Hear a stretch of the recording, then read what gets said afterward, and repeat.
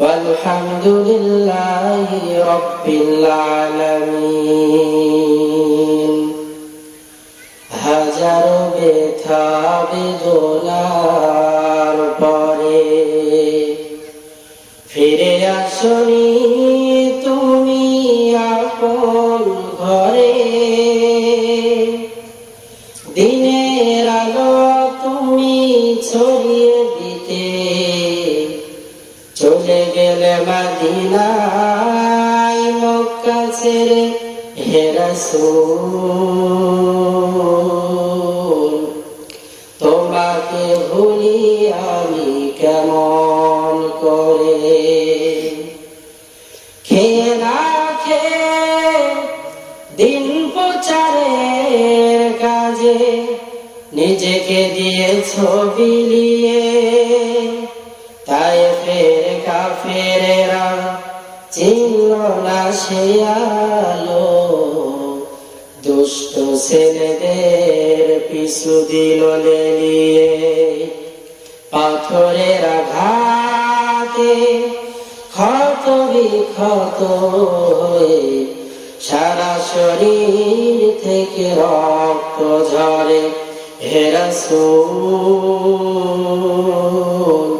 তোমাকে ভুলি আমি কেমন করে লা ইলাহা ইল্লাল্লাহ লা ইলাহা ইল্লাল্লাহ লা ইলাহা ইল্লাল্লাহ মুহাম্মাদুর রাসূলুল্লাহ। আলহামদুলিল্লাহ, আজকের এই মহতি জলসা আপনাদের অক্লান্ত পরিশ্রমের ফল। আল্লাহ পাক সকলের সকল শ্রমকে জান্নাতের বিনিময়ে কবুল করেন, সকলেই বলে আমিন। আমি মহাগ্রন্থ পবিত্র কোরআনুল কারীম থেকে আয়াতে কারিমা তেলাওয়াত করেছি। আয়াত ও হাদিসকে সামনে রেখে কিছু কথা বলবো ইনশাআল্লাহ। বর্তমান আমরা মুসলিম জাতি, আমাদের অবস্থা বড়ই করুণ। সারা বিশ্বের মুসলিম জাতি আজ এই অশান্তির বেড়াজালে আবদ্ধ। মুসলমানরা আজ ইহুদি, খ্রিস্টান, বেঈমান, নাস্তিকদের হাতে লাঞ্ছিত, বঞ্চিত, নিষ্পেষিত, অবহেলিত, অত্যাচারিত, নির্যাতিত, অপমানিত, অপদস্থ। কথা বলেন ঠিক কিনা? এর পেছনে একটাই কারণ যে মুসলমান তাদের সামাজিক জীবন, পারিবারিক জীবন, রাষ্ট্রীয় জীবন পরিচালনা করার ক্ষেত্রে মহাগ্রন্থ পবিত্র কোরআনুল কারীম থেকে নিজেদেরকে অনেক দূরে সরিয়ে নিয়েছেন।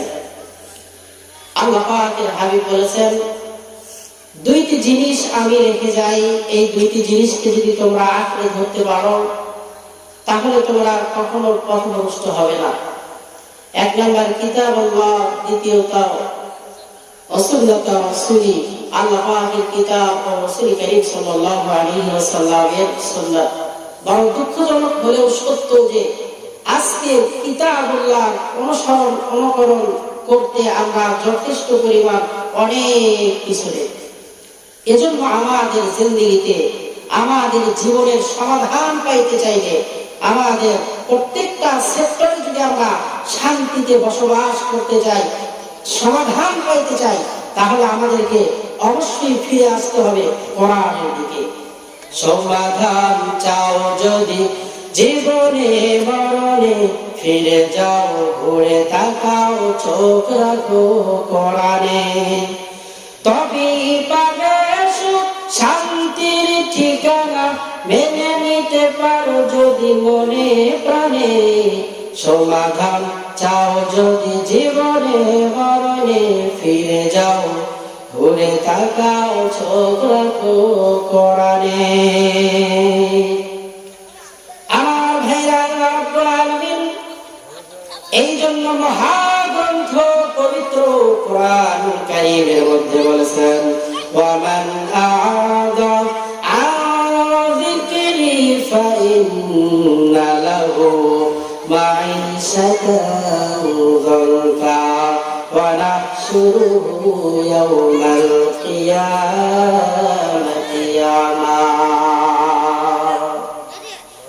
যাকে কোরআনের বাণী থেকে, যাকে কোরআনের নসিহত থেকে নিজেদেরকে বিরত রাখে, আমার ভাইরা, আল্লাহ রাব্বুল আলামিন বলেন তাদেরকে দুনিয়ার মধ্যে হতাশা গ্রাস করে। ওই সমস্ত ব্যক্তিদেরকে আল্লাহ রাব্বুল আলামিন দুনিয়াতে লাঞ্ছিত, বঞ্চিত, অপমানিত আর অপদস্থ করেন।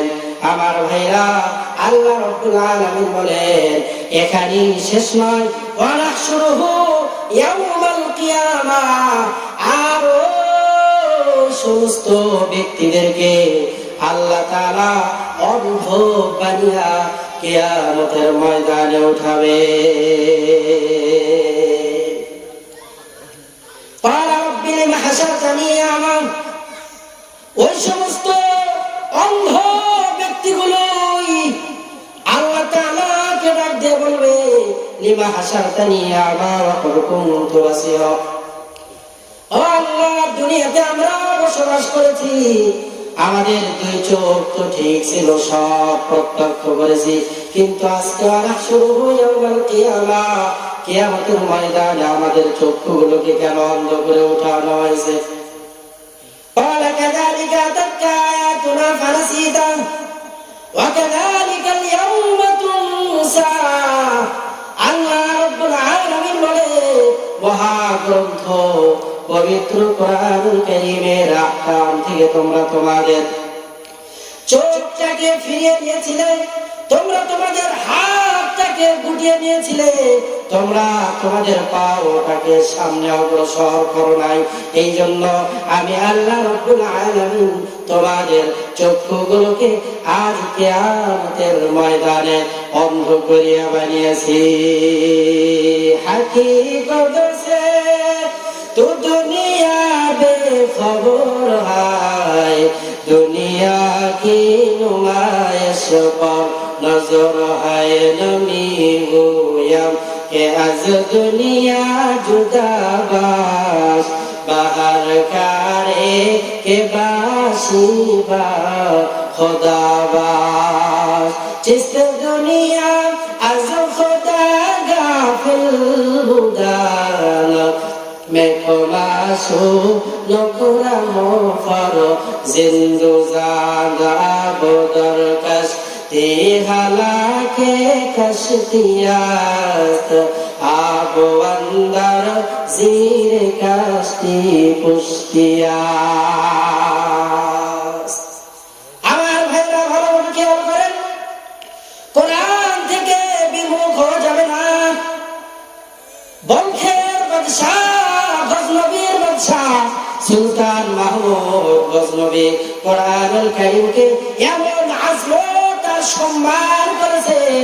সুলতান মাহমুদ গজনবী, গজনবীর বাদশা, তার জীবনের মধ্যে আমলের কোনো অভাব নাই, কারণ সে ছিল ওলিয়ে কামেল, তার জিন্দেগীর মধ্যে নেকের কাজের কোনো অভাব নাই।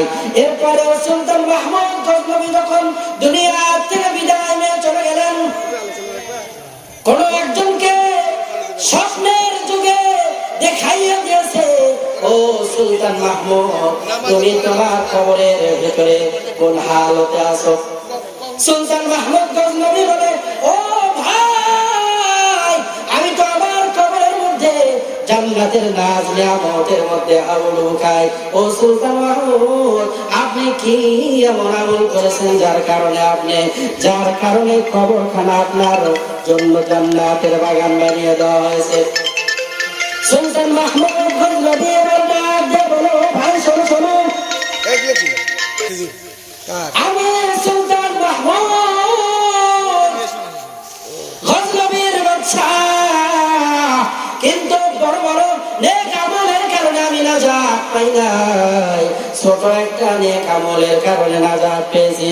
আর এই নেক আমলটা হলো আমি কোরআনের প্রতি সহানুভূতি আর সম্মান দেখিয়েছি। আমি একদিন কোথাও সফরে যাইতেছিলাম, যাইতে যাইতে ক্লান্ত হয়ে পড়েছি, ক্লান্ত হওয়ার পরে কামরার ভিতরে গেলাম, যাওয়ার পর দেখি কোরআন আমার পায়ের সামনে। আমি কোরআনকে রেখে বাইরে নিয়ে থোয়ার জন্য অগ্রসর হইলাম, কিন্তু আমার ইমান আমাকে বারবার বাধা দেয়। ও সুলতান মাহমুদ, তুমি ঘরের ভিতরে থাকবা, আর কোরআন বাইরে থাকবে, চলবে না। এবার সুলতান মাহমুদ কোরআনটারে ঘরের ভিতর রাখিয়া সুলতান মাহমুদ ঘরের বাইরে ঘুমাইলো। আল্লাহ তাআলার কাছে এমন পছন্দ হয়েছে এই আমলের কারণে সুলতান মাহমুদ গজনবীকে আল্লাহ তাআলা তার কবরখানা জান্নাতের বাগান বানিয়ে দিয়েছে। এজন্য কোরআনের পথে আমাদেরকে থাকতে হবে। কোরআনের পথে অবিচল থেকে আমার মরণ যেন হয়, ইমানের পথে অবিচল থেকে আমার মরণ যেন হয়। তোমারই কাছে বিনতি তোমারই কাছে মিনতি আমার, মহামহিম দয়াময়। কোরআনের পথে অবিচল থেকে আমার মরণ যেন হয়। আমার ভাইরা, আলোচনা সংক্ষিপ্ত, সময় আর নেই। এজন্য কোরআনের পথ থেকে আমাদের মরণ যেন হয়। এই কোরআনই হুকুমত কায়েম করার জন্য আবারও যদি ডাক আসে এদেশের মধ্যে আলেম ওলামাদের পক্ষ থেকে, তাহলে কোরআনী বিধান কায়েম করার জন্য, এদেশে কোরআনের রাষ্ট্র হিসেবে কায়েম করার জন্য যদি ডাক আসে আমিরের জামাতের পক্ষ থেকে, যদি ডাক আসে আমিরের খেলাফতের পক্ষ থেকে, আমিরের চরমনায়ের পক্ষ থেকে, তাহলে ময়দানে ঝাঁপিয়ে পড়ে আমাদের পক্ষ থেকে রক্ত দিয়ে ইসলামের হুকুমত এদেশে কায়েম করবই করব ইনশাআল্লাহ। আল্লাহ তাআলা আমাদেরকে তৌফিক দান করেন। আমার তৌফিকি ইল্লা বিল্লাহ। আসসালামু আলাইকুম ওয়া রাহমাতুল্লাহি ওয়া বারাকাতুহু।